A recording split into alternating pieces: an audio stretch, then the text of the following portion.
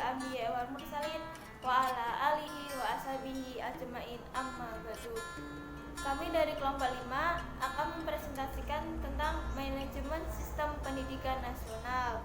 Nah, yang pertama akan disampaikan saya sendiri, yaitu Nesa Vitalaya. Yang kedua, Arum Dwi Cahyani. Yang ketiga, Dina Nurliza Arofa. Dan terakhir, Nofta Nova. Nah, saya di sini akan menjelaskan tentang pengertian manajemen. Nah, manajemen yaitu suatu kegiatan yang dilakukan secara individu maupun kelompok untuk mencapai tujuan organisasi secara efektif maupun efisien.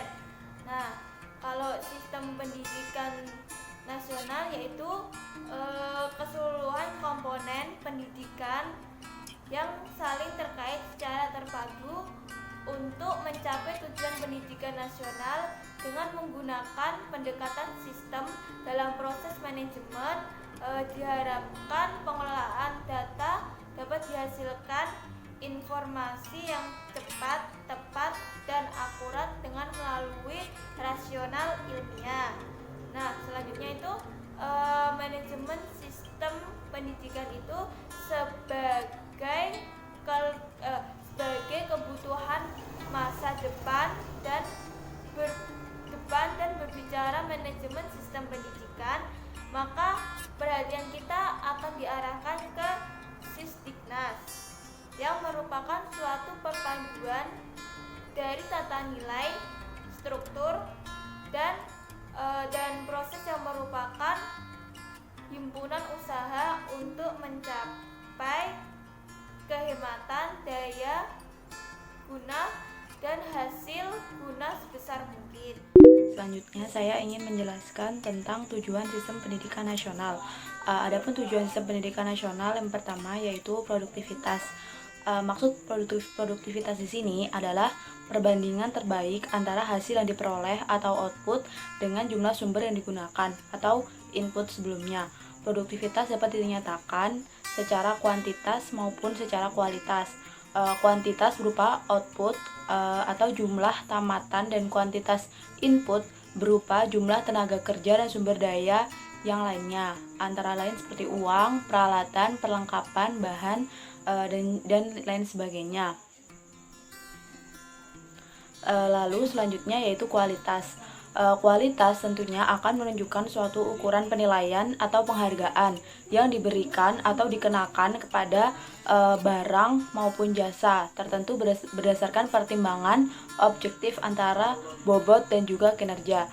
Dengan demikian, mutu pendidikan adalah jasa atau produk yang diharapkan dapat memuaskan atau menyamai harapan pelanggan, atau dalam hal ini yaitu harapan para orang tua ketika memasukkan anaknya ke lembaga pendidikan. Efektivitas adalah ukuran keberhasilan tujuan dari organisasi tersebut.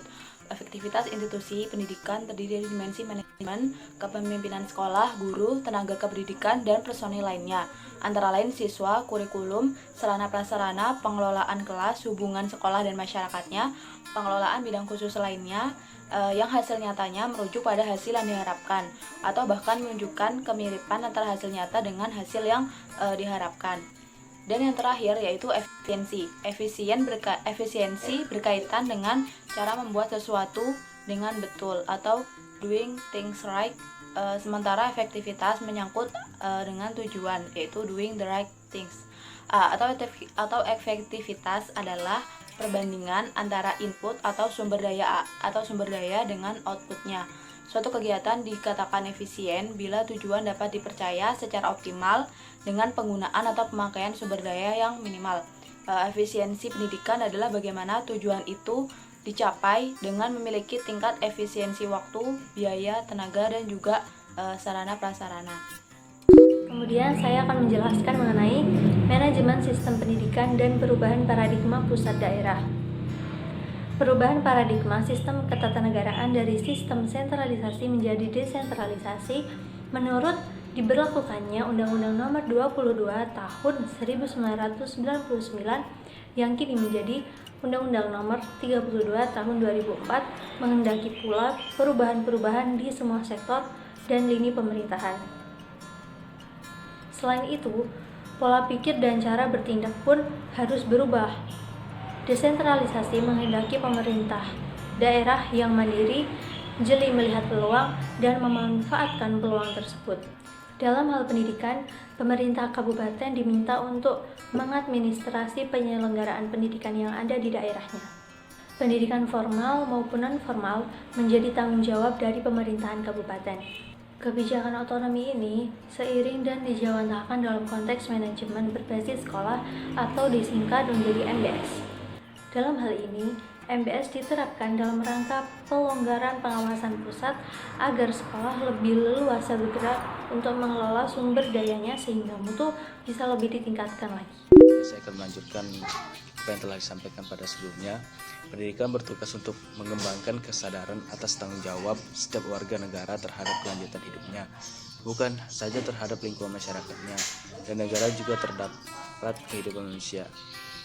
Dalam konsultasi global pendidikan ini berperan sangat dominan karena pendidikan ini akan meningkatkan taraf kecerdasan manusia.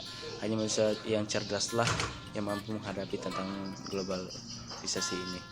Kemudian, tantangan globalisasi memerlukan penyikapan yang bijak karena bangsa Indonesia tidak akan mungkin terbebas dari konsekuensi tantangan global.